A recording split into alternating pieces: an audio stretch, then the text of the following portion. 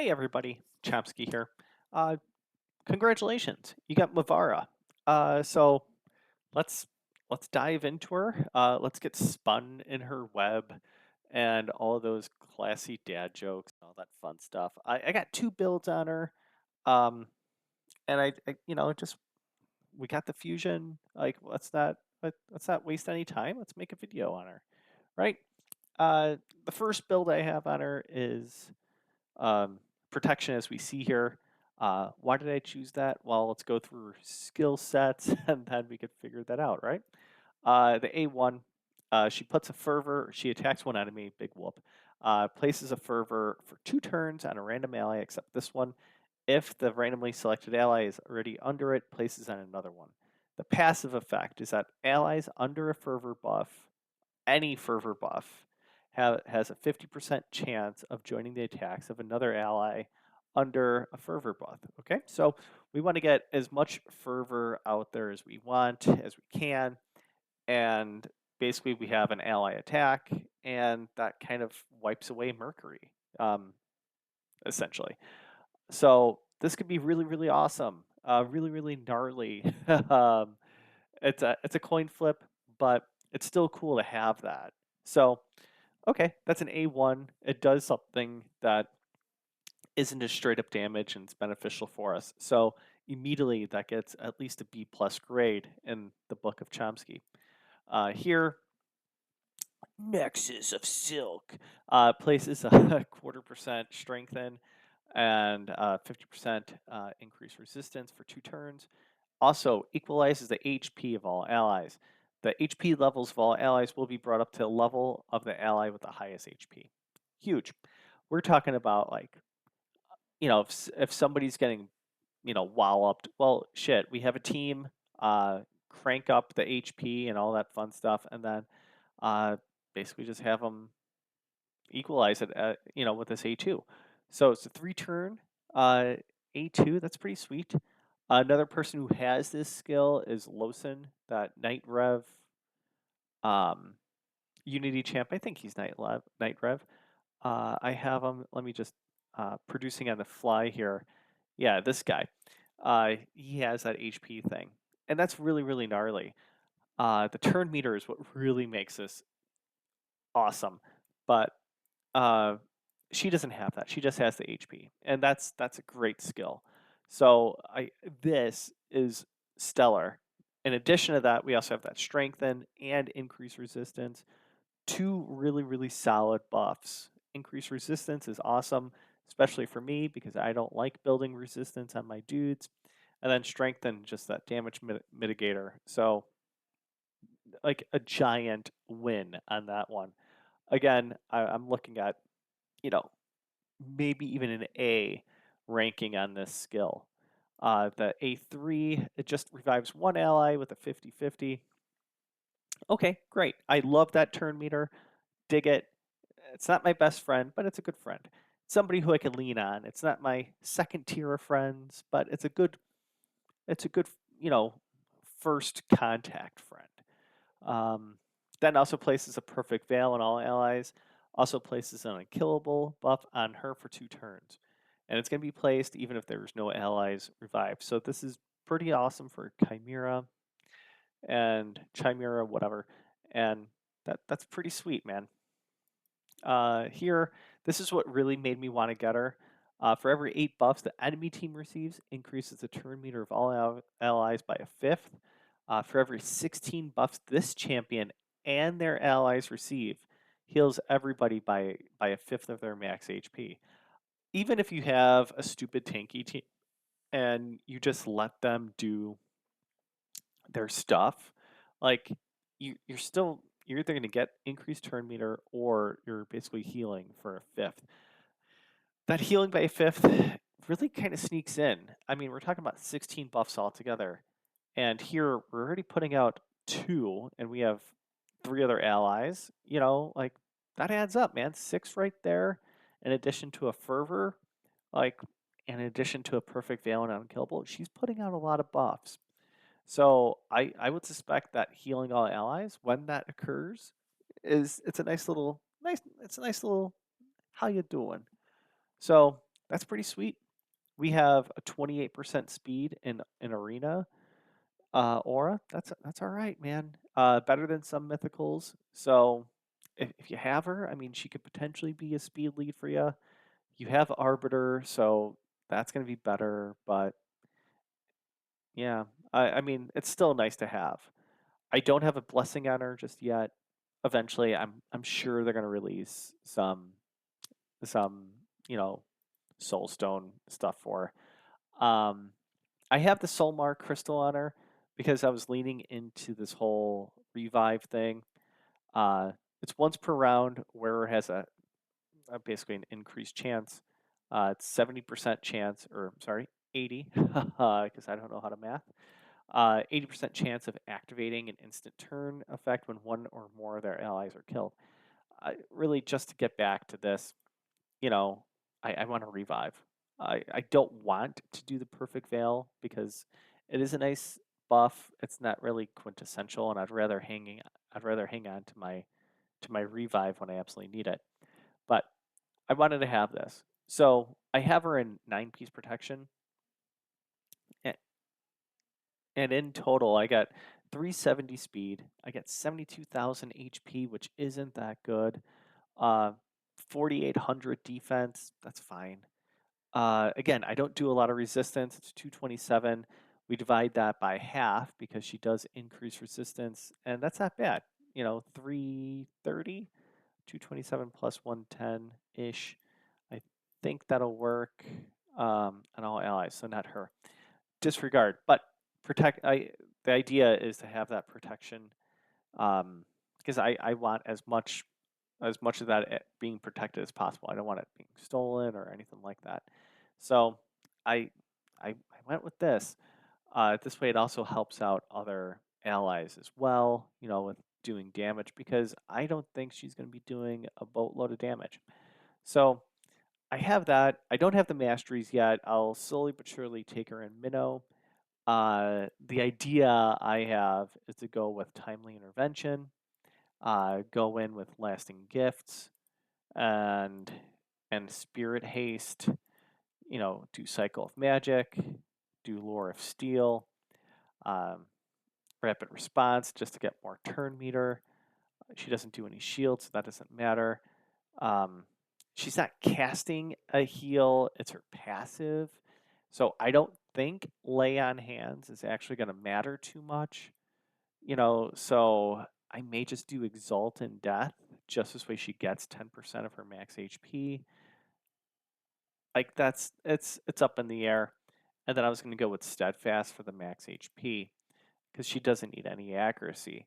Here, I want to lean into deterrence, and that's only to sway her A1 procs just a little bit more with that counterattack. Like legitimately, I usually have this for my damage dealers just to get another attack. With her, again, it's that A1 to get the fervor going. I kind of have to go, you know, maybe with stubbornness. I I I kind of want resurgent, uh, but she should be tanky. I don't think she's going to be killing anybody, so it's it's okay. Wisdom kind of makes sense, but I definitely want to get here for rejuvenation, and that's going to be rough, because I would have to maybe get rid of Exaltant Death. Uh, I don't know. I still think that this would be a waste, kind of like some of this, but I definitely don't want to go offensive just because I don't see her being, you know, that that offensive. Like she's just doing the A1, so let's lean into that support side. I talk about the second build, and uh, let's do that up here. I have one in Relentless just to have her proc just a little bit more, just to get that extra turn to maybe do another A1 to get another Fervor out there, Fervor, whatever, however you say it.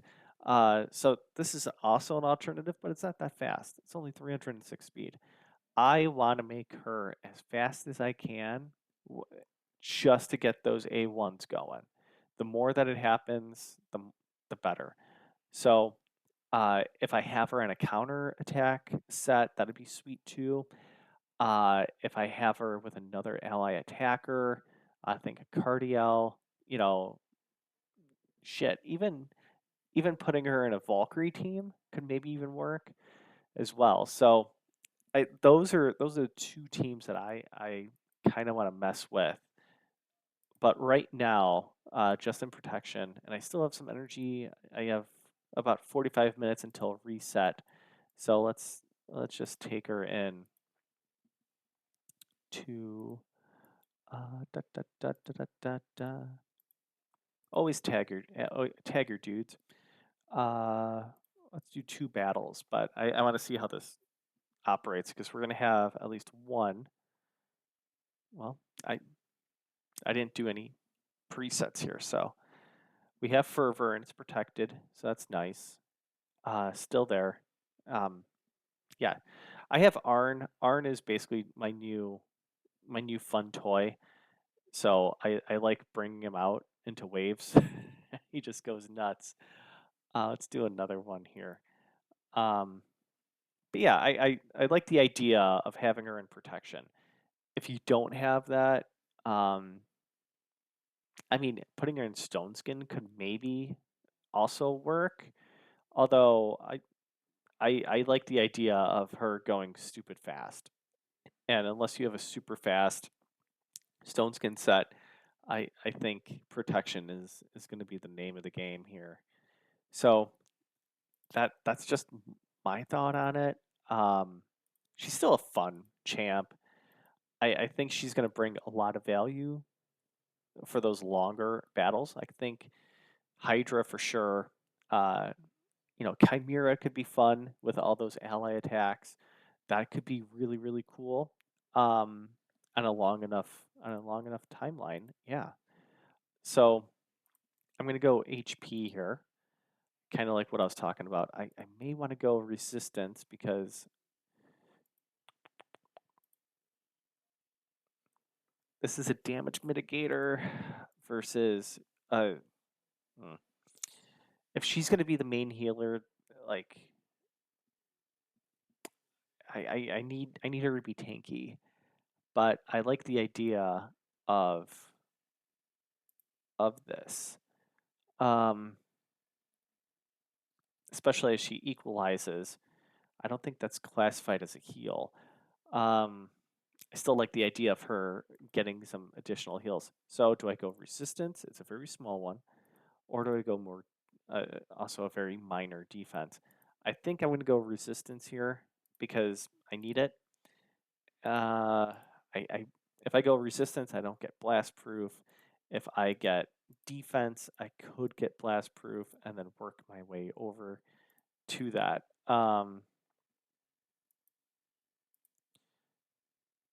They're not going to kill anyone. So, like, this leech one would be pointless. Here I get a little bit more resistance as well. Because, again, I'm not going to be super high resistant. At least it has some benefit. So, I think I do that. Um,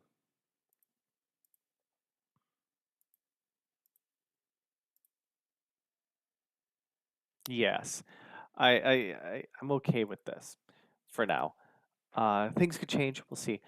Uh, the additional relic I was thinking of putting on is wand, just to resist things again in case if somebody does try to, you know, toss anything on me. I don't know if I'm really going to be using her in PvP elements. I think she's going to be more or less for maybe faction wars, um, some siege content maybe, uh, just general, like as I said before, Hydra Chimera, clan boss, demon lord. That could be fairly interesting. I shit, even oh my god, even the coalition event, we still have 2 weeks on it, and I mean we could bring her in here. I I wouldn't. Right, where are you? You are right here. So maybe I just don't know who I would take away. I could maybe Carroll's the big hitter here for me. Decreased defense. The weekend is a big one. Aphidus is just like he's one of my main damage dealers, but I can maybe switch Aphidus out for the just for the fervor, you know. That could be a potential, and then have it on Crocat and that go nuts. Um, yeah, yeah, maybe. 126 is fine for me. I'll try pushing this some more because it'd be really cool if we get to 2 Billy. I know that people are limited, so I get it.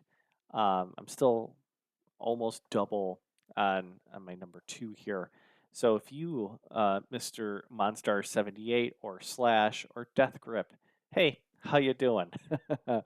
um, I am nowhere near to the top here, and that's fine.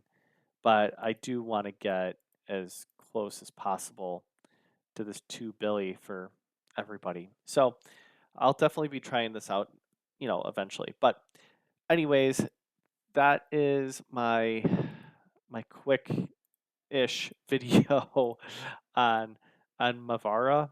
Uh, Congratulations, you pulled her. I you know Tell me how you like her.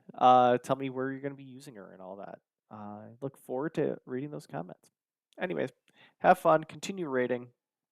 Catch you on the next one, or uh, hop on Twitch and hang out with me. I'll talk to you later.